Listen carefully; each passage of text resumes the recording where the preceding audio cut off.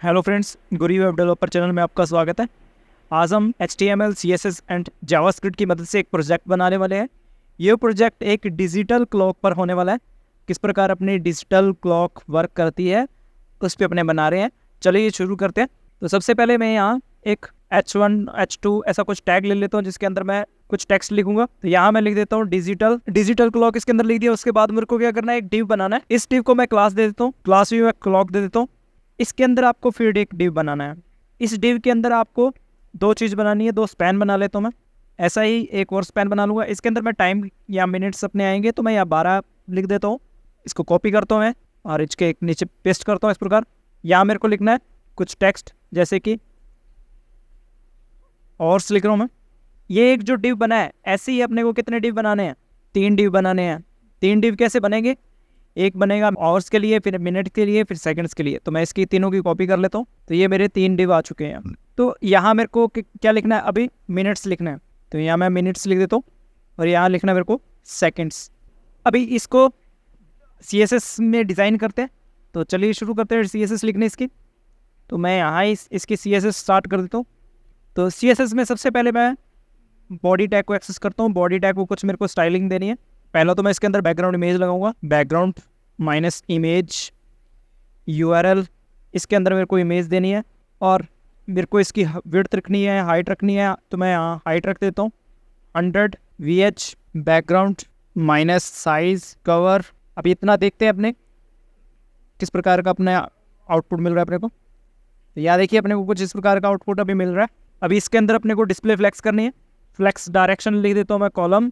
अभी देखते हैं एक बार जल्दी से मैं इसकी CSS पूरी करता हूँ और उसके बाद मैं वीडियो को कंटिन्यू करता हूँ। देख लीजिए मैंने जो CSS लिखा है वो किस प्रकार लिखा है। ये कंप्लीट CSS है। और इसके बाद मैंने एक थोड़ा सा चेंजेस और किया है। यहाँ मैंने एक और डिव ऐड किया है जो AM PM दिखाने के लिए, वो एक मिसिंग हो चुका था। डिज़ाइनिंग के समय मुझे याद है कि AM PM भी मुझे दिखाना होगा, तो मैंने वो उसकी भी CSS यहाँ लिख दिए। अभी इसका आउटपुट देखते हैं अपने किस प्रकार का अपना आउटपुट आ रहा है। तो ये जो लुक मैंने तैयार किया है, ये इस प्रकार की डिज़ाइनिंग आपके सामने आ रहा है। तो इसको अब अपने जावास्क्रिप्ट में लाइव टाइम चलाएंगे। अभी का जो करंट टाइम है वो यहाँ दिखाएंगे। तो चलिए अपने जावास्क्रिप्ट लिखते हैं सबसे पहले। तो जावास्क्रिप्ट लिखने के लिए अपने इन जो टाइम्स हैं, आवर्स, मिनट्स और सेकंड्स, इनको गेट करना होगा वहाँ। तो मैं यहाँ ID भी दे देता हूँ। तो इसको ID दे देता हूँ H, इसको ID दे देता हूँ M और इसको ID दे देता हूँ S। अब चल के नीचे जावास्क्रिप्ट लिखते हैं इसकी। सबसे पहले तो अपने ये जो 4 वेरिएबल्स में इनको स्टोर करवा लेते हैं, गेट कर लेते हैं सभी में। तो यहाँ H में मैं डॉक्यूमेंट डॉट कर लेता हूँ उसको। इसी प्रकार तीनों को मैं कॉपी करके नीचे पेस्ट करके एक्सेस कर लेता हूँ। यहाँ मेरा M आएगा, एक S आएगा, उसी प्रकार यहाँ M में स्टोर करवा लेते हैं और एक S में स्टोर करवा लेते हैं। यहाँ AM PM है तो उसे भी AM PM नाम के वेरिएबल में स्टोर करवा लेते हैं। अभी अपने को क्या करना है, जावास्क्रिप्ट में जो टाइम्स है उनको गेट करना है। अभी का क्या टाइम है तो वो अपने उनको गेट करते हैं। सबसे पहले टाइम गेट करने के लिए मेरे को यहाँ एक फंक्शन बना लेना है ताकि मैं बार बार टाइम को चेंज भी कर पाऊँ। तो यहाँ मैं एक फंक्शन बना लेता हूँ, अपडेट टाइम का फंक्शन बना लेता हूँ ताकि वो अपडेट भी हो बार बार। अब इसके अंदर अपने को क्या गेट करना है, अपने आवर्स, मिनट्स और सेकंड्स, ये सभी गेट करने हैं। तो यहाँ N या नाउ लिख देते हैं, नाउ आवर्स। इसके अंदर अपने गेट कर लेते हैं न्यू कीवर्ड से। डेट के अंदर से अपने को निकालना है, डेट फंक्शन के अंदर से डॉट गेट आवर्स। ये अपने आवर्स निकाल लिए। इसी प्रकार now M equal to new. देखिए यहाँ जो मैंने टाइम गेट किया है वो 24 घंटे का आएगा, पर अपने ने जो क्लॉक बनाई है वो बनाई है 12 घंटे के हिसाब से। तो अपने को एक टाइम का यहाँ अपने लॉजिक लगा देते हैं कि वो टाइम 12 घंटे में कन्वर्ट हो जाए और AM PM सेट हो जाए इसका। तो एक बाय डिफॉल्ट अपने वेरिएबल लेते हैं, तो जिसके अंदर AM PM now AM PM इस प्रकार का वेरिएबल लेते हैं। इसमें बाय डिफॉल्ट अपने वैल्यू सेट कर देते हैं AM कि बाय डिफॉल्ट यही रहे। अब इफ़ लगा देते हैं, इफ़ के अंदर अपने लिखते हैं नाउ आवर्स जो है वो अगर 12 से बड़े हैं तो वो अपना क्या होगा, इक्वल लगा देते हैं ताकि 12 का भी आ जाए कि 12 है या 12 से बड़े हैं तो क्या आएगा, तो अपना PM आएगा। तो यहाँ मैं नाउ इसके अंदर PM स्टोर कर देता हूँ। साथ के साथ अपने 24 घंटे के टाइम है उसको 12 घंटे में कन्वर्ट कर लेते हैं। तो उसके लिए अपने क्या लिखना है, नाउ जो अपना आवर्स है उसके अंदर अपने सेट कर देते हैं 9 आवर्स में 12 माइनस करके। तो ये अपना लॉजिक कंप्लीट हो चुका है। अब अपने क्या करना है, h.inner.html इसको मैं कॉपी कर लेता हूँ। इसके अंदर अपने को 9h को स्टोर करवा देना है, और यहाँ मैं लिखता हूँ और m के अंदर भी अपने को इसी प्रकार 9m स्टोर करवा देना है, और उसी प्रकार s ले लेते अपने यहाँ, और am/pm भी अपनों ने ले रखा है, उसको भी अपने करवा देते हैं। am/pm के अंदर .inner.html equal to now am/pm, और इस फंक्शन को एक बार के लिए मैं कॉल करता हूँ। अपने चेक करते हैं इसको। तो अभी का देखिए टाइम जो है मेरा आ रहा है, मैं इसको पेज को रिफ्रेश कर रहा हूँ, तो ये देखिए हो रहा है। अभी का जो टाइम है वो अपने को अच्छे से दिखा रहा है, ये भी बता रहा है कि ये AM है या PM है, बट ये बार बार नहीं चल रहा। उसके लिए अपने को क्या करना है, एक इसके अंदर ही सेट टाइम आउट लगा देते हैं कि वो अपने आप कॉल करता रहे एक बार पेज रिलोड में। तो यहाँ सेट टाइम आउट, इसके अंदर पहले नाम इसका दे देते हैं जो ये फंक्शन है, अपडेट टाइम्स कॉमा, इसके बाद आपको मिली सेकेंड्स दे देने हैं। मैं यार मिली सेकेंड्स दे देता हूँ। तो चलिए चेक कर लेते हैं अपने।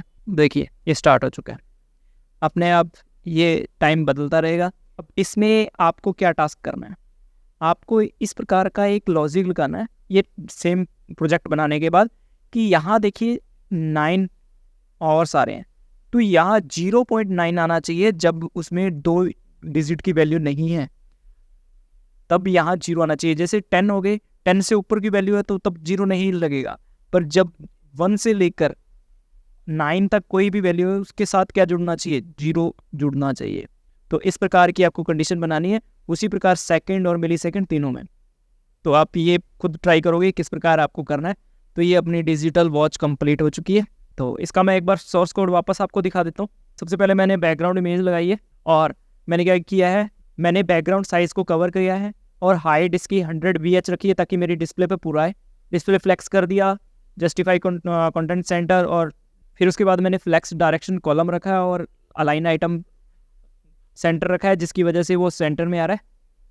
वे मैंने है जो हेडिंग्स में लिखा था डिजिटल क्लॉक, उसकी मैंने कुछ CSS लिखी है, फिर क्लॉक उसको फ्लेक्स किया ताकि उसके अंदर भी मेरे पास कुछ स्पैन्स दिए हुए हैं जिसको मैं एडजस्ट कर पाऊँ। तो उसके लिए मैंने एडजस्ट किया है।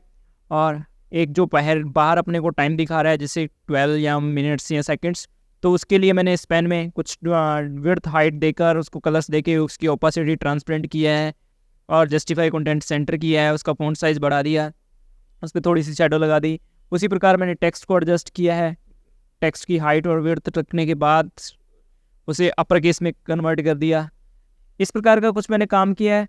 और AM/PM को मैंने सेट करने के लिए उसका कलर्स दे दिया, और एब्सोल्यूट कर दिया, और हाइट विड्थ दे दी। तो ये मैंने CSS लिखी थी। ये अपनी HTML हो चुकी है। ये आपकी जावास्क्रिप्ट जो अपनों ने लिखी है। पहले सभी एलिमेंट्स जो अपने चेंज करने वाले हैं उसको गेट कर लिया, चारों के चारों को। फिर मैंने फंक्शन बनाया, उसमें न्यू टाइम जो है उसमें से और से निकालिए, मिनट्स सेकंड्स निकालिए। फिर मैंने ये चेक किया कि क्या 12 बजे से ज़्यादा का टाइम है। अगर 12 बजे से ज़्यादा का टाइम है तो क्या करो, आप PM सेट कर दो, एक तो जो अपना AM/PM वेरिएबल है, और साथ के साथ क्या सेट कर दो, उसमें नाउ जो अभी हॉर्स हैं जितने गेट किए हैं, अगर 20 बजे का टाइम सेट आया है अपनी अभी का, तो आप उनमें से 12 माइनस कर दो। मतलब कि वो 12 घंटे के अंदर अकॉर्डिंग में चेंज हो जाएगा, तो वो अपना आउटपुट क्या आ जाएगा, 8 आ जाएगा। तो इस प्रकार अपने चेंज कर सकते हैं उसको 12 घंटों के अकॉर्डिंग। तो फिर मैंने उनको क्या कर दिया, स्टोर करवा दिया वापस इनर HTML करके। फिर मैंने क्या किया, एक सेट टाइम आउट फंक्शन लगा दिया, जिसकी मदद से मैं क्या कर रहा हूँ, वापस अगेन कॉल कर रहा हूँ उसी फंक्शन को। तो ये मैंने ये चीज़ ध्यान रखना है कि ये इसके अंदर ही लगाओ।